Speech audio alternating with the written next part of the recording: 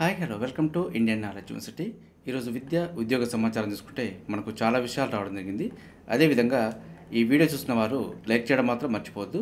మీరు చేసే లైక్ వల్ల ఎడ్యుకేషన్ మరియు ఎంప్లాయ్మెంట్కి సంబంధించి ప్రతి ఇన్ఫర్మేషను అందరికీ చేరే ప్రయత్నం జరుగుతుంది.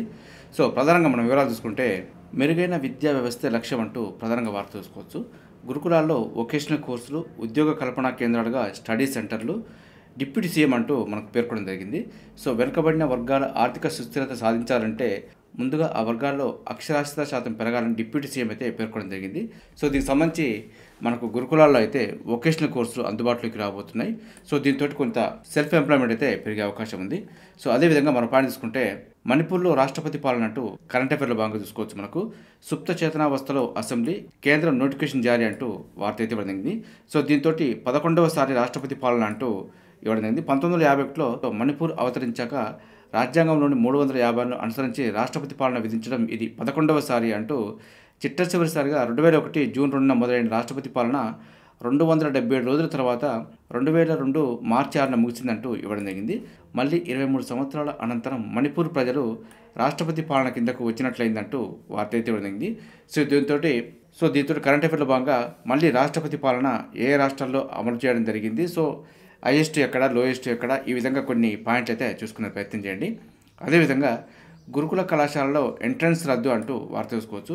సో మనకు గతంలో చూసుకుంటే ఇంటర్ డిగ్రీకి అయితే ఎంట్రన్స్ కండక్ట్ చేసేది, ఇకపై నేరుగా ఇంటర్ మరియు డిగ్రీ అడ్మిషన్స్ అంటూ వార్త చూసుకోవచ్చు. ఏటా 30% మిగులుతున్న సీట్లు, సీఎం ఆదేశాలతో ఎంట్రన్స్ లేకుండానే ప్రవేశాలంటూ ఇవ్వడం జరిగింది.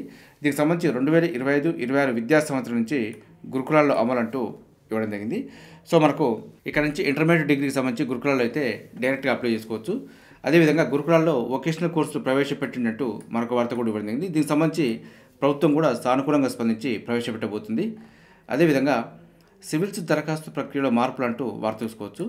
కొన్ని ఎంట్రీలను ఎడిట్ చేసుకునే అవకాశం కల్పించిన యూపీఎస్సీ పేరు మరియు పుట్టిన తేదీ, మొబైల్ నెంబర్ మార్పునకు నో ఛాన్స్ అంటూ ఇవ్వడం జరిగింది. సో మనకు అప్లికేషన్ తీసుకునేటప్పుడే 1-2 సార్లు చెక్ చేసుకొని మ్యాక్సిమం అయితే డీటెయిల్స్ ఇచ్చే ప్రయత్నం చేయండి. సో మనకు సివిల్ సర్వీసెస్ అభ్యర్థుల ఫిర్యాదు నేపథ్యంలో ఈ ఏడాది ప్రిలిమ్స్ పరీక్ష ఆన్లైన్ దరఖాస్తు ప్రక్రియలో యూపీఎస్సీ పలు మార్పులు చేసింది. దరఖాస్తు సమయంలో సాంకేతిక లోపాలు ఎదురవుతున్నాయని అభ్యర్థుల నుంచి ఫిర్యాదులు వస్తున్న నేపథ్యంలో ఈ మేరకు నిర్ణయం తీసుకుందంటూ ఇవ్వడం జరిగింది. సో మార్పులకు సంబంధించి వన్ టైం రిజిస్ట్రేషన్ ఓటీఆర్లో కొన్ని ఎంట్రీలను ఎడిట్ చేసుకునే అవకాశం అయితే కల్పించడం జరిగింది. సివిల్ సర్వీసెస్ ప్రిలిమినరీ పరీక్ష 2025 దరఖాస్తు గడువును ఈ నెల 18 వరకు పొడిగించగా తుది దరఖాస్తు సమర్పణ తర్వాత ఏవైనా మార్పులు, సవరణలు ఉంటే 19 నుంచి 25వ తేదీ వరకు అవకాశం ఉంటుందంటూ మనకు పేర్కొనడం జరిగింది. అయితే ఇందులో మనకు మైనారిటీ స్థితి, అదేవిధంగా 10వ తరగతి రోల్ నెంబర్ వంటి వాటిలో తప్పులు ఉంటే మార్చుకోవచ్చు అంటూ యూపీఎస్సీ అయితే తెలిపింది. అయితే ఓటీఆర్ ప్రొఫైల్లోని పేరు, పుట్టిన తేదీ, తల్లిదండ్రుల పేర్లు, మొబైల్ నెంబర్, ఇమెయిల్ ఐడి కాలమ్స్లో మార్పులకు అవకాశం ఉండదంటూ మనకు పేర్కొనడం జరిగింది. పేరు మార్చుకున్న లేదా ఉన్నత విద్యా సర్టిఫికెట్లోని పేరులో దోషం ఉన్న సందర్భాల్లో గెజెట్ నోటిఫికేషన్ సమర్పించాల్సి ఉంటుందంటూ పేర్కొనడం జరిగింది. ప్రస్తుతానికి లేకుంటే ప్రిలిమ్స్ ఫలితాల తర్వాత ఆన్లైన్లో సమర్పించవచ్చు అంటూ మనకు పేర్కొనడం జరిగింది. అభ్యర్థి తన రిజిస్టర్డ్ మొబైల్ నెంబర్ లేదా ఇమెయిల్ ఐడి యాక్సెస్ను కోల్పోతే ఒకదాని ఆధారంగా మరో దాన్ని మార్చుకోవచ్చట్టు కూడా మనకు పేర్కొనడం జరిగింది. సో రెండింటి యాక్సెస్ కోల్పోతే అవసరమైన మార్పుల కోసం కమిషన్కు అభ్యర్థులను పెట్టుకోవాలంటూ మనకు సూచించడం జరిగింది. సో ఇది మనకు సివిల్స్ సర్వీసెస్ సంబంధించి కొన్ని మార్పులు, చేర్పులు అయితే అవకాశం ఇవ్వడం జరిగింది. అదేవిధంగా 47 పోస్టులతో ఐఈఎస్ నోటిఫికేషన్ అంటూ మరొక వార్త చూసుకోవచ్చు. యూనియన్ పబ్లిక్ సర్వీస్ కమిషన్ 47 పోస్టులతో Indian Economic Service IAS, Indian Statistical Service ISS exam 2025కు నోటిఫికేషన్ అయితే విడుదల చేసింది. ఆసక్తి గల అభ్యర్థులు మార్చి 4వ తేదీలోపు యూపీఎస్సీ అధికారిక వెబ్సైట్లో అప్లై చేసుకోవచ్చు అంటూ ఇవ్వడం జరిగింది. అభ్యర్థుల వయసు 2025 ఆగస్టు 2 నాటికి 21 నుంచి 30 సంవత్సరాల లోపు ఉండాలంటూ మనకు పేర్కొనడం జరిగింది. పూర్తి వివరాలకు వస్తే యూపీఎస్సీ అఫీషియల్ వెబ్సైట్లో చెక్ చేసుకోండి. అదేవిధంగా ట్రాన్స్పరెన్సీ ఇంటర్నేషనల్ అంటూ మనకు వార్త చూసుకోవచ్చు. కరప్షన్ పర్సెప్షన్స్ ఇండెక్స్ అంటూ ఇవ్వడం జరిగింది. సో మనకు కరప్షన్ పర్సెప్షన్ ఇండెక్స్ సిపిఐ 2024 నివేదికలో 38 పాయింట్లతో భారత్ 96వ స్థానంలో ఉందంటూ మనకు ఇవ్వడం జరిగింది. అంతకుముందు ఏడాది 39 పాయింట్లతో 93వ స్థానంలో ఉండగా 2022లో 40 పాయింట్లతో 85వ స్థానంలో ఉందంటూ ఇవ్వడం జరిగింది. సో ప్రపంచవ్యాప్తంగా 180 దేశాల్లో అవినీతిపై ట్రాన్స్పరెన్సీ ఇంటర్నేషనల్ అనే సంస్థ నివేదికను వెలువరించింది. ప్రభుత్వ స్థాయిలో అవినీతి ఏ మేరకు ఉందో నిపుణులు, వ్యాపారవేత్తలు అభిప్రాయాలు తీసుకొని ట్రాన్స్పరెన్సీ ఇంటర్నేషనల్ 0 నుంచి 100 మధ్యలో పాయింట్లను అయితే కేటాయించింది. 0 అయితే అవినీతి ఎక్కువని, 100 అయితే అవినీతి రహితమని పేర్కొంటూ మనకు ఇవ్వడం జరిగింది. సో అవినీతి తక్కువ ఉన్న దేశాలు చూసుకుంటే మొదటి స్థానంలో డెన్మార్క్, రెండవ స్థానంలో ఫిన్లాండ్, మూడవ స్థానంలో సింగపూర్, నాలుగవ స్థానంలో న్యూజిలాండ్ అంటూ మనకు పేర్కొనడం జరిగింది. సో ఐదవ స్థానంలో మాత్రం లగ్జంబర్గ్, నార్వే, స్విట్జర్లాండ్ దేశాలు ఉన్నాయంటూ మనకి ఇవ్వడం జరిగింది. అవినీతి ఎక్కువ ఉన్న దేశాలు చూసుకుంటే 180వ స్థానంలో సౌత్ సూడాన్, 179వ స్థానంలో సోమాలియా, 178వ స్థానంలో వెనిజులా, 177వ స్థానంలో సిరియా దేశాలు ఉన్నాయంటూ మనకు పేర్కొనడం జరిగింది. సో మనకు భారత్ పొరుగు దేశాలైన పాకిస్తాన్ 135, శ్రీలంక 121, బంగ్లాదేశ్ 149, చైనా 76 స్థానంలో నిలిచాయి. సో మనకు ట్రాన్స్పరెన్సీ ఇంటర్నేషనల్ అనే సంస్థను 1993లో జర్మనీలోని బెర్లిన్లో స్థాపించారు. ప్రపంచ దేశాల్లో అవినీతి స్థాయిని అంచనా వేసి నిర్మూలించేందుకు ప్రయత్నిస్తుంది. ఈ సంస్థ global corruption barometer, corruption perceptions ఇండెక్స్లను అయితే ప్రచురిస్తుంది. సో దీనికి సంబంధించి కరెంట్ అఫైర్ల భాగంగా చూసుకునే ప్రయత్నం చేయండి.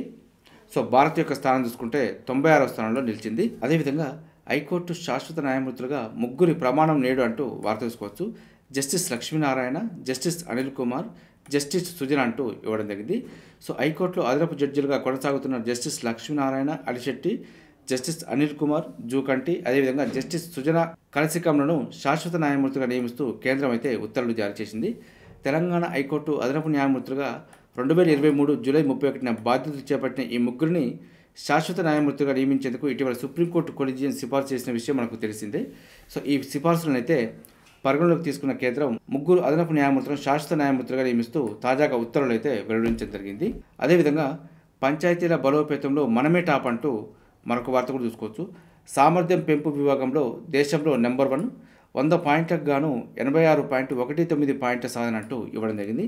సో పంచాయతీ డెవల్యూషన్ ఇండెక్స్లో కేంద్రం వెల్లడి అన్ని విభాగాల్లో కలిపి రాష్ట్రానికి 55.10 పాయింట్లు అంటూ వార్త చూసుకోవచ్చు. పంచాయతీలకు స్వయం పాలన కల్పించి సామర్థ్యం పెంచడంలో కెపాసిటీ ఎన్హాన్స్మెంట్ తెలంగాణ రాష్ట్రం అత్యధిక పాయింట్లు సాధించి దేశంలోని ప్రథమ స్థానంలో నిలిచిందంటూ వార్త చూసుకోవచ్చు. తాజాగా కేంద్ర పంచాయతీరాజ్ గ్రామీణాభివృద్ధి శాఖ పంచాయతీ డెవలప్మెంట్ ఇండెక్స్ పీడీఐపై విడుదల చేసిన నివేదికలో ఈ మేరకు ప్రకటించిందంటూ ఇవ్వడం జరిగింది. సో దీనికి సంబంధించుకుంటే వివిధ విభాగాల్లో నెంబర్ 1గా నిలిచిన రాష్ట్రాలు సామర్థ్యం పెంపులో తెలంగాణ, విధులు కార్యకలాపాల్లో తమిళనాడు, ఆర్థిక అంశాలు కర్ణాటక, విధుల నిర్వహణ గుజరాత్, జవాబుదారీతనం కర్ణాటక అంటూ ఇవ్వడం జరిగింది. అదేవిధంగా 2024లో టాప్ 5 పీడీఐ రాష్ట్రాలు చూసుకుంటే కర్ణాటక మొదటి స్థానం, తమిళనాడు 2వ స్థానం, కేరళ 3వ స్థానం, మహారాష్ట్ర 4వ స్థానం, ఉత్తరప్రదేశ్ 5వ స్థానంలో ఉన్నాయంటూ మనకు ఇవ్వడం జరిగింది. కరెంట్ అఫైర్లో భాగంగా దీని గురించి అయితే పూర్తిగా చూసుకునే ప్రయత్నం చేయండి. అదేవిధంగా జర్మనీలో బస్ డ్రైవర్ ఉద్యోగ అవకాశాలంటూ మరొక వార్త కూడా చూసుకోవచ్చు. వేతనం 2,13,000 అంటూ ఇవ్వడం జరిగింది. సో ఇంట్రెస్ట్ ఉన్న వారైతే ప్రయత్నం చేయండి. జర్మనీలో బస్ డ్రైవర్ ఉద్యోగ అవకాశాలు ఉన్నాయంటూ జిల్లా ఉపాధి కల్పన అధికారిని ఎం రాధిక తెలిపారంటూ ఇవ్వడం జరిగింది. సో వేతనం మాత్రం నెలకు 2,13,000 ఉంటుందంటూ పేర్కొనడం జరిగింది. 2 సంవత్సరాల ఒప్పంద కాల పరిమితి, పనితీరు ఆధారంగా పొడిగింపు ఉంటుందంటూ మనకు పేర్కొనడం జరిగింది. తెలంగాణ ప్రభుత్వానికి చెందిన టామ్కామ్ ద్వారా పంపడం జరుగుతుందంటూ మనకైతే పేర్కొనడం జరిగింది. 10వ తరగతి ఉత్తీర్ణులై 24 నుంచి 40 సంవత్సరాల మధ్య వయస్కులు అర్హులంటూ మనకు పేర్కొనడం జరిగింది. హెవీ మోటార్ డ్రైవింగ్ లైసెన్స్ ఉండాలి, తప్పనిసరిగా ఇంగ్లీష్ వచ్చి ఉండాలంటూ మనకు పేర్కొనడం జరిగింది. సో మరిన్ని వివరాలకైతే ఇక్కడ ఇచ్చిన ఫోన్ నెంబర్ సంప్రదించవచ్చు. లేదంటే సో మనకు గవర్నమెంట్ సంబంధించి టామ్కామ్ అఫీషియల్ వెబ్సైట్లో కూడా చెక్ చేసుకోవచ్చు. అదేవిధంగా స్పోర్ట్స్ అథారిటీ ఆఫ్ ఇండియాలో ఆర్బీఐ మరియు కోల్కతాలో మెడికల్ కన్సల్టెంట్ పోస్ట్ అంటూ మరొక వార్త కూడా చూసుకోవచ్చు. సో దీనికి దరఖాస్తు విధానం అయితే ఆఫ్లైన్ ద్వారా చేసుకోవాల్సి ఉంటుంది. ఆఫ్లైన్ ద్వారా దరఖాస్తుకు చివరి తేదీ ఫిబ్రవరి 14 వరకు ఉంది. తెలంగాణ రాష్ట్రంలోని ఎద్దు మైలారం ఆర్డినెన్స్ ఫ్యాక్టరీ నుంచి 2 పోస్టులకు సంబంధించి నోటిఫికేషన్ అయితే రావడం జరిగింది. సో ఆఫ్లైన్ ద్వారా దరఖాస్తు చేసుకోవాల్సి ఉంటుంది. సో మనకు దరఖాస్తుకు చివరి తేదీ ఫిబ్రవరి 16 వరకు ఉంది. అదేవిధంగా ఐఐసిటీలో కూడా 23 పోస్టులకు సంబంధించి నోటిఫికేషన్ వచ్చింది. ఆన్లైన్ దరఖాస్తుకు చివరి తేదీ ఫిబ్రవరి 28 వరకు ఉంది. అదేవిధంగా ఐఐటి ధన్బాద్లో కూడా 10 పోస్టులకు సంబంధించి నోటిఫికేషన్ వచ్చింది. ఆన్లైన్ దరఖాస్తుకు చివరి తేదీ మార్చి 16 ఉంది. అదేవిధంగా ఎన్ఐఎన్లో కూడా 4 పోస్టులకు సంబంధించి నోటిఫికేషన్ వచ్చింది. ఆన్లైన్ దరఖాస్తుకు చివరి తేదీ అఫీషియల్ వెబ్సైట్లో చెక్ చేసుకోవచ్చు. అదేవిధంగా మనకు తెలంగాణ రాష్ట్రంలోని అన్ని కేంద్రీయ విద్యాలయాలలో వాకిన్ ఇంటర్వ్యూలు అయితే నిర్వహించడం జరుగుతుంది. సో మీ దగ్గరలో ఉన్న ఏదైనా కేంద్రీయ విద్యాలయం ఉంటే దాన్ని సంప్రదించండి, లేదంటే దానికి సంబంధించిన అఫీషియల్ వెబ్సైట్లో చెక్ చేసుకునే ప్రయత్నం చేయండి. సో దాదాపుగా అన్ని జిల్లాల్లో ఉన్న కేంద్రీయ విద్యాలయాల్లో వాకిన్ ఇంటర్వ్యూలు జరుగుతున్నాయి. ఒక్కో డిపార్ట్మెంట్కి కొన్ని వేకెన్సీలు అయితే ఉన్నాయి. సో మీకు ఎలిజిబిలిటీ ఉంటే అప్లై చేసుకునే ప్రయత్నం చేయండి. కాచిపేట, హన్మకొండకు సంబంధించి పిఎంసి కేంద్రీయ విద్యాలయాల్లో వాకిన్ ఇంటర్వ్యూలు జరుగుతున్నాయి. ఇంట్రెస్ట్ ఉన్న వారు ఒకసారి దీనికి సంబంధించి పూర్తి వివరాలు తెలుసుకునే ప్రయత్నం చేయండి. అదేవిధంగా 5 ఏళ్ళైనా ఆబ్కారీ శాఖ పునర్విభజన అంతే అంటూ వార్త తెలుసుకోవచ్చు. కొత్త ఎక్సైజ్ స్టేషన్ల ఏర్పాటుపైన సందిగ్ధం అంటూ వార్త అయితే ఇవ్వబడింది. సో దీంట్లో మాత్రం ఆదాయ వనరులు ఎంతున్నా ఉపాధి కల్పన తక్కువ అని చెప్పి దీని అయితే మనం ఉదాహరణకు పేర్కొనవచ్చు. సో మనం ఎక్సైజ్ శాఖను పునర్విభజన చేస్తూ 5 ఏళ్ల క్రితం జీవో జారీ చేయగా ఇప్పటికీ పూర్తి స్థాయిలో అమలుకు నోచుకోలేదంటూ ఇవ్వడం జరిగింది. కొత్తగా 14 ఎక్సైజ్ స్టేషన్లు ఏర్పాటు చేస్తూ 2020 ఆగస్టులోనే ఉత్తర్వులు ఇచ్చినప్పటికీ కొలువుదీరు లేదంటూ ఇవ్వడం జరిగింది. సో ఫలితంగా శిక్షణ పూర్తి చేసుకున్న సుమారు 200 మంది కానిస్టేబుల్కు పోస్టింగ్లు ఇవ్వలేకున్నారంటూ ఇవ్వడం జరిగింది. సో వారం రోజుల క్రితం భవనాన్ని చూడాలంటూ ఎక్సైజ్ కమిషనర్ హరికిరణ్ అంతర్గతంగా మెమో జారీ చేశారంటూ ఇవ్వడం జరిగింది. సో ఇప్పటికే ప్రైవేటు భవనాల్లో ఉన్న స్టేషన్లతో పాటు సూపరింటెండెంట్ కార్యాలయాలకు అద్దె సరిగ్గా చెల్లించకపోవడంతో యజమానుల నుంచి తీవ్ర ఒత్తిళ్లు వస్తున్నాయంటూ ఇవ్వడం జరిగింది. సో ఇది కొంత బాధాకరం అని చెప్పుకోవచ్చు. ఎందుకంటే రాష్ట్రంలో అత్యధిక ఆదాయ వనరుగా నిలిచిందే ఆబ్కారీ శాఖ. అయినప్పటికీ దీనికే నిధులు లేక కొంత ఇబ్బందులు పడుతున్నాయంటూ ఇవ్వడం జరిగింది. సో మనకు 2020లో పునర్విభజన అనంతరం అసిస్టెంట్ ఎక్సైజ్ సూపరింటెండెంట్ స్థాయి నుంచి అత్యున్నత స్థాయిలో పదోన్నతులు కల్పించిన క్షేత్రస్థాయిలో ఎస్ఐలు మరియు ఇన్స్పెక్టర్లకు పదోన్నతులు చేపట్టకపోవడం గమనార్హం అంటూ వార్త అయితే ఇవ్వడం. సో వీరు కనుక ప్రమోషన్లు కల్పిస్తే కింది స్థాయి వేకెన్సీ ఏర్పడే అవకాశం ఉంది. సో అలాంటప్పుడు కొత్త నోటిఫికేషన్లకు రూపకల్పన చేసినట్టుగా అవుతుంది. అదేవిధంగా రాష్ట్రపతి ఉత్తర్వుల మేరకు జోన్ల వ్యవస్థ అమల్లోకి రావడంతో 7 జోన్లు ఏర్పాటయ్యాయి. పాలనా సౌలభ్యం దృష్ట్యా 7 జోన్ల పరిధిలోనే 10 డివిజన్లను సర్దుబాటు చేయాలంటూ ప్రతిపాదన రూపొందించిన కార్యరూపం దాల్చకపోవడం ఉన్నతాధికారుల పదోన్నతులకు అడ్డంకిగా మారిందంటూ వార్త తెలుసుకోవచ్చు. సో దీంతో కొంత అమలులోకి తీసుకొస్తే మాత్రం కొంత వేకెన్సీ ఏర్పడే అవకాశం ఉంది. సో నిరుద్యోగులకి కొంత ఉపాధి కల్పనకు మార్గం చూపించినట్టుగా అవుతుంది. చూసారు, ఇది ఈరోజు సంబంధించి విద్యా ఉద్యోగ సమాచారం. ఇదే విధంగా మన ఛానల్ అయితే ప్రతిరోజు మార్నింగ్ రావడం జరుగుతుంది. వీటితో పాటు అడ్మిషన్ నోటిఫికేషన్స్ మరియు రిక్రూట్మెంట్ నోటిఫికేషన్ సంబంధించి కూడా ఎప్పటికప్పుడు అప్డేట్ సమాచారం అయితే మీకు అందించే ప్రయత్నం చేస్తున్నాను. మన ఛానల్ చూస్తున్న వారు సబ్స్క్రైబ్ చేసుకుని ఫాలో అవుతూ ఉండండి. ఈ వీడియో వస్తే లైక్ చేయండి, షేర్ చేయండి, సబ్స్క్రైబ్ చేసుకోవడం మాత్రం మర్చిపోవద్దు. Have a nice day.